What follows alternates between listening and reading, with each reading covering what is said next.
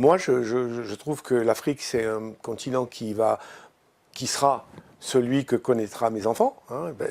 L'Afrique va se développer par définition, parce que c'est quand même... D'abord, il faut rendre hommage aux Africains, parce que l'homme est né en Afrique. Ah non, non, non, mais ça c'est une certitude Vous le scientifique. direz à certains ici en France. Oui, oui, non, mais ça veut dire qu'ils ont la mémoire courte. Mais bon, si je peux, l'Afrique c'est un continent colossal.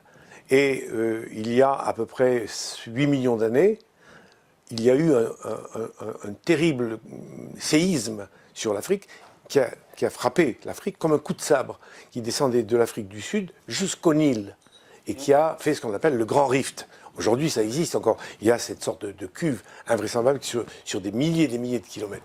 Quand c'est arrivé, au niveau de la forêt équatoriale, vivaient beaucoup d'animaux.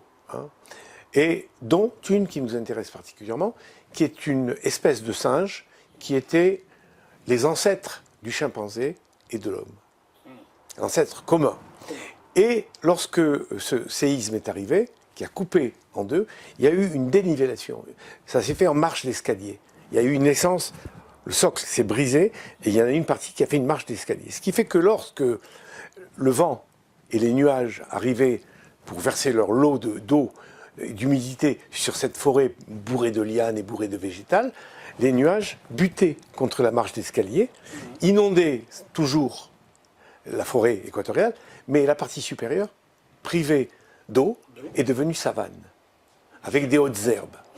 Les singes qui vivaient dans la partie équatoriale sont devenus des chimpanzés, les ancêtres. Et les ancêtres, ces mêmes singes, sont devenus différents, se sont mis à se redresser parce qu'ils devaient vivre dans les hautes herbes et que dans les hautes herbes, il y a des prédateurs et il y a des proies.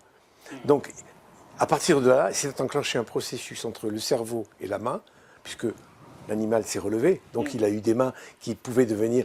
Et il y a eu tout un travail qui s'est fait d'auto-relation entre le cerveau et la main qui a donné la route, il y a 7 millions d'années, et il y a eu des hommes différents les uns derrière les autres, les pithécanthropes, les homo erectus, les homo faber, etc., jusqu'au dernier, l'avant-dernier, qui était l'homme du Néandertal, et l'homme du Néandertal, et le dernier né, nous, depuis 200 000 ans, nous étions à cette époque en Afrique.